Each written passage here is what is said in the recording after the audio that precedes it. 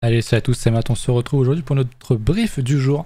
Désolé de commencer la vidéo sur une image aussi effrayante, sincèrement désolé, mais je voulais qu'on parle vite fait, rapidos, des quelques news des derniers jours, ça me semble assez intéressant.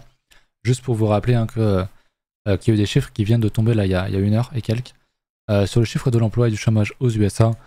Réaction de marché évidemment, ça baisse sauf sur le dollar, sauf sur le, pardon, sur le SP je crois. Voilà. Et c'est juste pour rappeler que bon, les annonces économiques, ça ne se traite pas, ça descend, ça monte, que la news soit bonne et que ça descende, ça arrive, l'inversement aussi.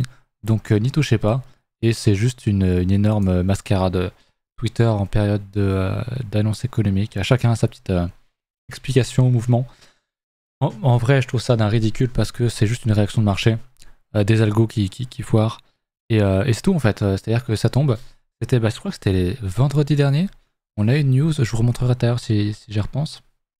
On a une news qui était positive, on tombe, donc on chute, et derrière, hop, on remonte direct. Tout le monde était en short, alors que c'était une news négative, et hop, direct on pump et on arrache tout le monde. Donc faites vraiment attention, ne tradez pas les news, c'est pour les singes, voilà. C'est pour les débutants, c'est pour les gens qui pensent qu'ils vont faire de l'argent, parce que les news sont bonnes, donc logiquement ça va monter. Non, il n'y a aucune corrélation entre ça en fait. Aucune. Donc ne touchez pas à nous s'il vous plaît.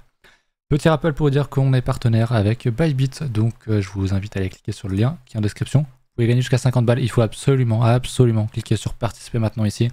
Ne cliquez pas sur s'inscrire ici, ne mettez pas votre mail ici. Il faut absolument cliquer sur participer maintenant et vous pouvez gagner jusqu'à 50 balles. 10 balles si vous vous inscrivez, 20 balles si vous faites un dépôt de plus de 10 balles et 20 balles dès que vous faites un trade, que ce soit en spot ou en produit dérivé. Donc allez-y, c'est une plateforme que je surkiffe, vous le savez. On en reparlera. De toute façon, moi je vais quitter petit à petit Binance parce que ils ont changé leur CGU là. Où en gros ils te disent c'est simple. Hein. Déjà on peut plus trader le futur et autres produits comme le Earn et tout, qu'il y a sur Bybit au passage. Et puis ils viennent te mettre à jour les CGU.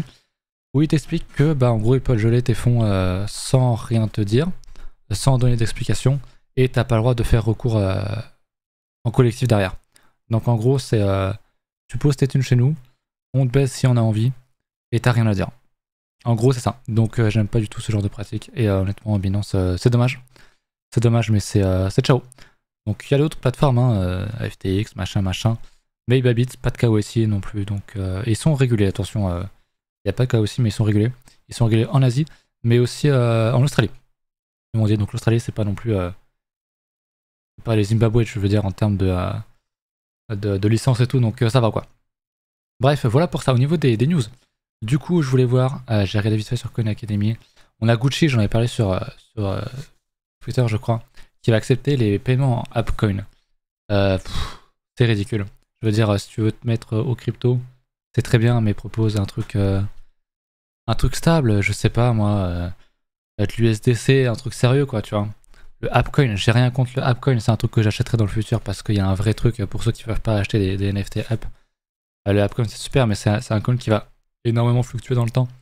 Et je trouve ça un petit peu con. Honnêtement, je préfère largement Dogecoin que AppCoin. Bon, ça reste des trolls même coin, hein, y a pas de souci, mais bon. Je trouve ça assez étonnant d'accepter uniquement le AppCoin. Il serait dans une grosse liste à la limite. Après, c'est bien, on commence à considérer les cryptos petit à petit. C'est cool. À quoi qu'il y a, il y en a d'autres, attendez. Je dis de la merde. Il y a déjà Bitcoin Ether, Bitcoin Cash, LTC, Dogecoin. J'ai rien dit. Mais bon, le Shiba, le AppCoin, c'est juste pour surfer sur la vague. Je trouve ça un peu dommage, mais bon, écoutez, en vrai, pourquoi pas. News beaucoup plus intéressante et beaucoup plus significative. Hein. Bernard Arnault qui va poser 100 millions dans le Web3, alors qu'il est contre le Web3 et tout ce qui est un petit peu crypto. Mais bon, là où il y a de la thune à faire, on l'investit, hein, c'est un petit peu ça. Donc c'est une plutôt bonne chose, je vous laisse regarder un petit peu, mettre pause si vous voulez lire l'article, mais ça recrute quelques noms. Vanessa Grellet, je connaissais pas honnêtement les noms, je connais pas du tout, qui a bossé chez Confound et Consensus, et aussi un ancien d'AAV. Donc c'est bien, écoutez, ça se met en place. 100 millions qui vaudront quelques milliards, ou dizaines de milliards, ou centaines de milliards d'ici 10-20 ans, ou peut-être plus. Je pense que ce sera un investissement rentable. Mais voilà, encore une fois, je vais dire quelque chose qui va énerver certains, mais le Web3 et la décentralisation n'existent pas. Ça n'existe pas, on l'a vu avec certains protocoles dits décentralisés. La décentralisation, en fait, ça sera toujours dans les mains des puissants financiers, en fait. Ça sera toujours comme ça. Plus t'as de tokens, plus tu peux faire ce que tu veux. Plus t'as de sous et c'est comme ça. Donc c'est cool pour que le marché soit pris de plus en plus au sérieux. Il y a plus de liquidité, moins de mouvements de merde. On sera moins pris pour des cons, etc. dans le monde des cryptos. C'est cool, mais faut pas se voiler la face. C'est des requins, je veux dire, ce genre de personnes. Pareil pour la news d'après, hein, je veux dire, BlackRock, ils sont là uniquement par pur et simple intérêt. Ils s'associent à Coinbase, mais c'est pareil, je veux dire, ils comptent bien nous la mettre à l'envers. Et encore une fois, c'est bien pour le côté institutionnel. Ils vont permettre à des institutions de rentrer sur le marché grâce à Coinbase Prime. Mais bon, BlackRock, on les connaît, quoi, je veux dire. Donc bon, c'est bien, j'ai envie de dire, sur du très long terme. Mais ils vont dominer le marché et j'aime pas ça. Honnêtement, personnellement, j'aime pas ça. Donc bon, je sais pas quel est votre avis là-dessus, n'hésitez pas à me le dire. D'ailleurs, ça fait pump le coin de Coinbase de 50%. Et donc j'ai oublié son nom, la nana qui avait un fonds d'investissement qui est sorti au bottom. Et juste après l'annonce de BlackRock, c'est pas un hasard, évidemment. Si vous pensez que c'est du hasard, on a sans doute tort. À mon avis, c'est pas un hasard. Tout simplement parce que c'est BlackRock en face. Voilà, sans vouloir être complotiste ou quoi, c'est pas du tout mon style, mais attention avec ce genre de grosses boîtes. Pareil, hein, typiquement Binance devient une énorme boîte, donc bah ça commence à sentir pas bon. La thune prime avant les valeurs, et c'est dommage. Voilà pour ça, je vais supprimer tout ça. Et puis écoutez, on va pouvoir enchaîner sur qu'est-ce qu'on a d'autre à regarder. On a les charts, bien sûr. On va passer sur Bitcoin. Du coup, le SP se tient très bien. Se tient très bien. On est en phase de faire un plus haut, donc c'est cool. Après, comme j'ai déjà dit, on est dans une tendance qui est baissière de fond. Donc c'est cool. On fait une structure, on pourrait changer de casser un plus haut, donc c'est bien. Honnêtement, ça pourrait être un changement de tendance. Donc si on revient rechercher des niveaux dans ce coin-là, il pourrait y avoir un achat. Mais bon, il y a quand même de fortes chances pour qu'on vienne faire un plus bas. Parce que même si ça ne régit pas le cours, il y a quand même un grand minimum. La situation macroéconomique n'est quand même pas très bonne. Certes, après, peut-être qu'on a posé le bottom, peut-être qu'on l'a déjà largement survendu. Il y a de l'inflation, on va la combattre petit à petit. On sait que les taux vont pouvoir être réaugmentés parce qu'on a vu avec justement le chiffre du chômage qui descend. Il y a plus d'emplois non agricoles aussi, beaucoup plus que ce qu'on pensait. Donc c'est bien. Et du coup, bah, d'un côté, on va monter les taux et c'est pas une bonne news pour l'économie, donc théoriquement pas bon pour les marchés.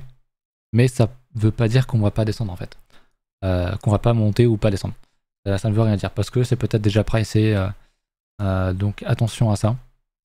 Très franchement. Après, je doute qu'on vienne faire un V-bottom comme ça. Ça s'est déjà vu. On le sait, hein, ça s'est fait plein de fois sur toutes les crises. Crise Covid, crise ici.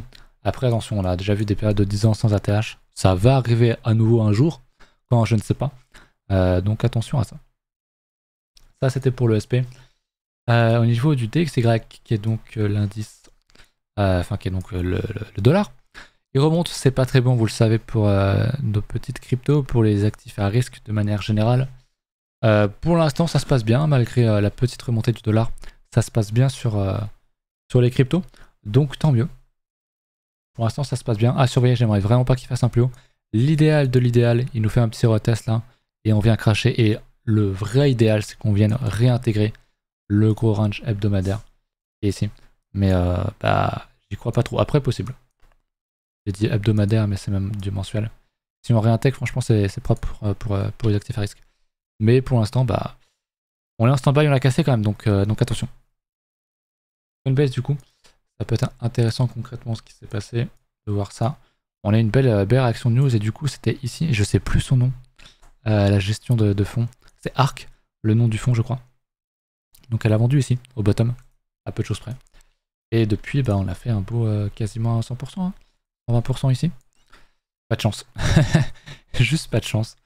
Mais bon, elle vivra ça très bien, puisque bon, c'est juste, comment dire, de la gestion. Après, ils n'avaient pas tout là-dessus, ça représentait quelques pourcents de leur fonds, et c'est pas la mort. MicroStrategy, pareil, qui t'avait un plus haut. Très bien. Très bien. Maintenant, bah, pareil, on est sur des gros niveaux, donc très clairement, j'irai pas acheter ça ici. en l'hebdo. J'en parlais quand on était ici, hein, c'est sans doute un bon achat parce qu'un énorme retest, après un bon moins, c'est-à-dire 80, mais on a même fait quasiment 90% en moins, donc c'est pas mal, c'était un bon niveau à payer. D'ailleurs, il y a Sylar qui n'est plus à la... Alors, il est plus réellement à la tête de MicroStrategy, mais il a changé de poste. Je crois que j'en ai parlé la dernière fois. Il va plus se consacrer sur le côté achat de Bitcoin, plutôt que de tout gérer la société dans son ensemble. Donc voilà. Voilà. Mais c'est une société qui vivra bien, je pense, dans les prochaines années. Ça, c'était pour le côté. Pour le côté un petit peu fonda. Alors, j'ai pas regardé, mais on est toujours sur les mêmes niveaux, ok, pas trop de changements. On va regarder BTC du coup. Non, on va regarder Ether. Ce sera fait comme ça, je suis déjà sur cette page. Hop. Ether qui vit bien, hein. Là aussi.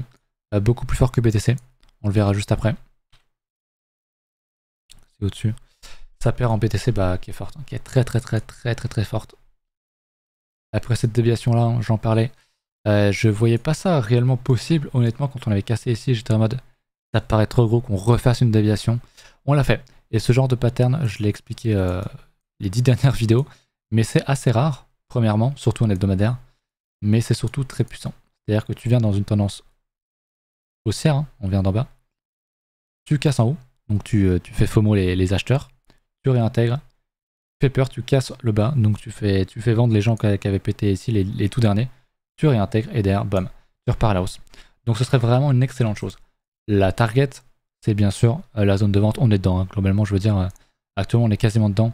C'est-à-dire que si on est ici et que tu vises ça en target, voilà, moi je mets toujours un R de 1, le fameux R latent que je parlais. C'est-à-dire que si on revient ici, au pire des cas, je sors, tu vois.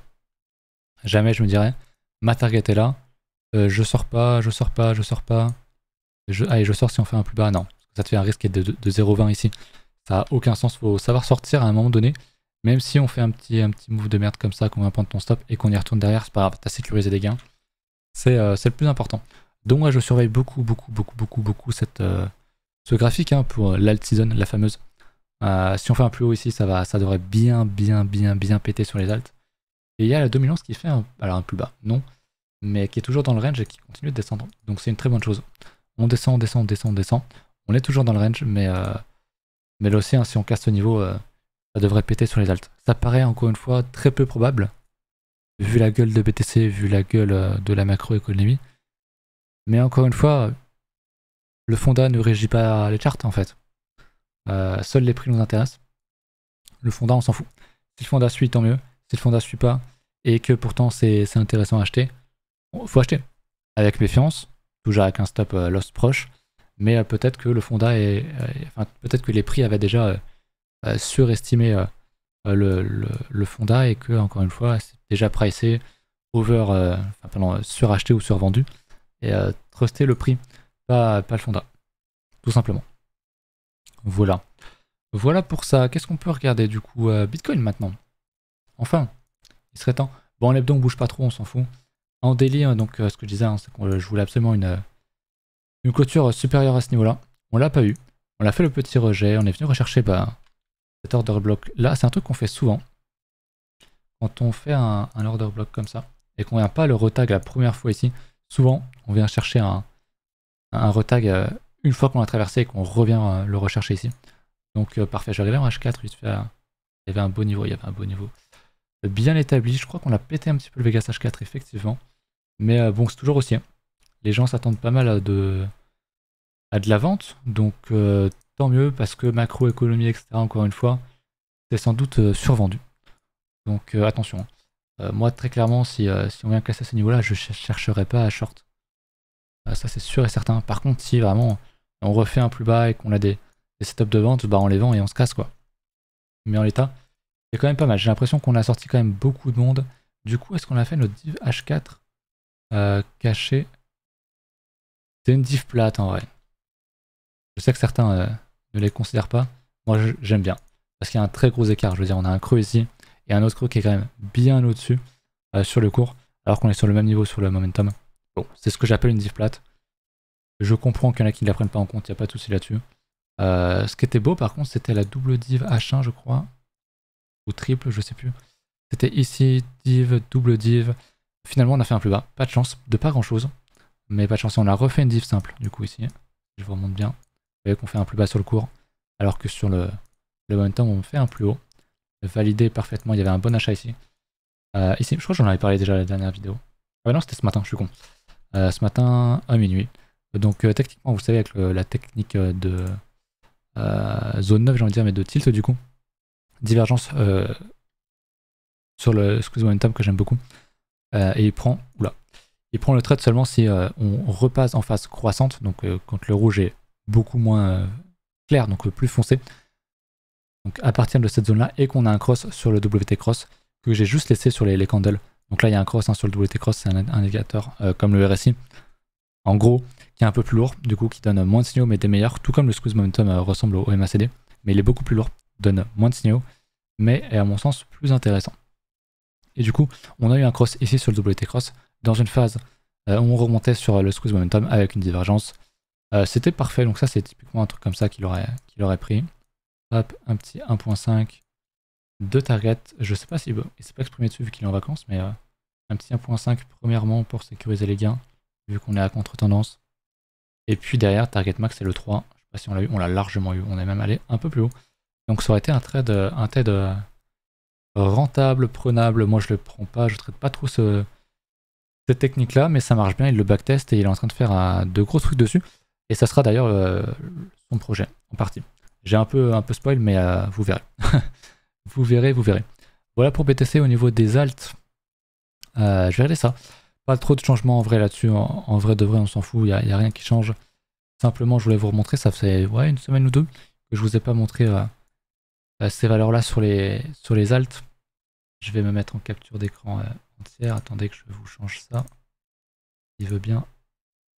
Alors, pas celui-là. À droite. Je veux pas mettre à droite là? Capture des trucs. Il veut pas mettre ma capture d'écran à droite. Alors. Capture d'écran. Bon écoutez, tant pis, on va rester là-dessus. Il veut pas, mais c'est pas très grave. Du coup, hop. Pourquoi il veut pas mettre en grand là? Ok, j'ai finalement réussi, désolé. Du coup, là, ce que je voulais vous montrer, je vais le mettre. Je peux pas trop vous montrer si je mets comme ça. Hop là, voilà. Ce que je voulais vous remontrer du coup, c'est que Ether BTC est très beau. Et il y a voilà, la dominance aussi qui est très intéressante. Si on casse, bien sûr, pour l'instant on l'a pas classé, on l'a pas confirmé. Mais aussi ce large funding sur les alts. C'est pas juste Ether, hein, c'est vraiment toutes les alts ici. Enfin tout le marché sauf BTC. Donc on sait que Ether est pas si bearish que ça. Donc tout le reste est vraiment mass shorté. Et on commence à avoir des belles structures sur les cours. On commence à avoir un funding qui commence à remonter un petit peu sur tout ça. Donc c'est bien. Et je pense vraiment que on a beaucoup de monde à liquider encore. Et je pense que si on monte, bon là c'est Ether, mais parce qu'il fallait bien mettre une charte. Et si on commence à revenir rechercher des niveaux, je pense que certains auront vraiment un avis contrarié en mode la macroéconomie est pas bonne, il faut shorter, c'est pas normal que ça monte, Bitcoin ne monte pas, donc il faut shorter, et on va juste les fumer petit à petit. C'est un peu comme ça que je vois ça. Jusqu'où on va monter, je sais pas. Honnêtement, j'en sais rien. Mais c'est quand même quelque chose à prendre en compte. Ce funding massivement négatif, c'est quand même très rare. Voilà. On va rester sur ce graphique en plein écran puisque je ne peux pas changer. Malheureusement, j'ai un bug avec mon logiciel. Mais je voulais vous montrer également Kingfisher, ici, qui a changé d'un coup. C'est un peu le problème des gros leviers. C'est que du coup, le graphe, vous le regardez tous les jours. On le sait, hein, c'était très bearish parce qu'il y avait des gros niveaux en dessous. Ça a acheté encore pas mal. Et bien la tendance a l'air de s'inverser un petit peu vu qu'on voit qu'on a des gros niveaux. Rien qu'à 27K, à 30K et bien au-delà d'ailleurs. Donc on commence à égaliser, voire même avoir plus de niveaux au nord. Donc plus de gens à les liquider ici sur Bitcoin. Et en plus de ça, sur les alts, ça commence à être très intéressant comme on vient de le voir. Donc pourquoi pas une hausse. Encore une fois, pour l'été, maintenant on est quand même bien dedans dans l'été.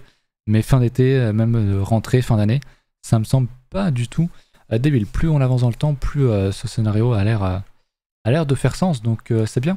Et on voit sur les alts, hein, c'est quand même bien rouge, bien vert aujourd'hui. Le NIR est pas mal. Le flow, je l'avais dans ma liste. Le flow. Je crois qu'il a pris 50% un jour, un truc comme ça. Je l'ai vu passer, il était là, le flow. Voilà, il a fait ça en un jour, c'était 40%. Très intéressant. Ça commence à bien péter, donc j'aime bien. J'ai pas trop d'alts qui ont pété juste aujourd'hui à vous montrer. Mais on a fait un gros point sur les alts lors des 2 dernières vidéos, je crois. Et bah globalement, ça sent bon, hein. Tout a un peu les mêmes structures. Donc allez voir ça. Mais je suis assez bullish sur le marché, honnêtement. Si on regarde en semaine, il y a pas mal de choses qui sont quand même bien vertes. Alors, encore une fois, c'est peut-être... Je vais retourner sur Ether pour que ce soit plus clair. C'est peut-être un bear market rally. Peut-être, il ne faut pas le sortir de la tête.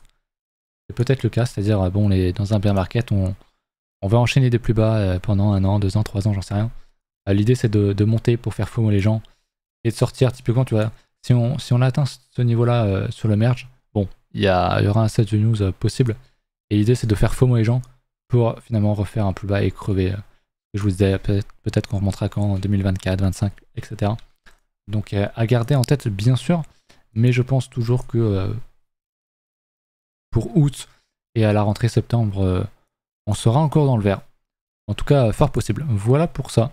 Écoutez, c'est à peu près tout ce que j'avais noté pour aujourd'hui, je crois. Donc je vais vous laisser là-dessus, j'espère que la vidéo vous aura plu. N'hésitez pas à mettre un petit pouce bleu, à mettre un petit commentaire, je cherche toujours un nom pour la suite. Et j'ai quelques noms, tiens, je vais vous les noter. Je vais juste mettre mon écran ailleurs du coup, sinon vous pouvez voir mes notes personnelles. Alors j'ai en nom, vous m'avez demandé, enfin vous m'avez proposé énormément de noms, donc merci, que ce soit sur Discord ou YouTube. J'en ai gardé quelques-uns, donc All Time Math, j'aime bien en référence à ATH, All Time Math, j'aime bien. Même si je crois qu'il y a quelqu'un qui n'aimait pas en commentaire. Vegat, pardon, mélange entre Vegas et Math. Math Season, Math mais M.ATH, c'est-à-dire je vais vous le montrer. Comme ça, M.ATH, ça fait Math, mais le côté ATH, j'aime bien, je trouve ça original. Honnêtement, j'aime bien. Crypto Océan, ça serait plus pour le nom du Discord du coup.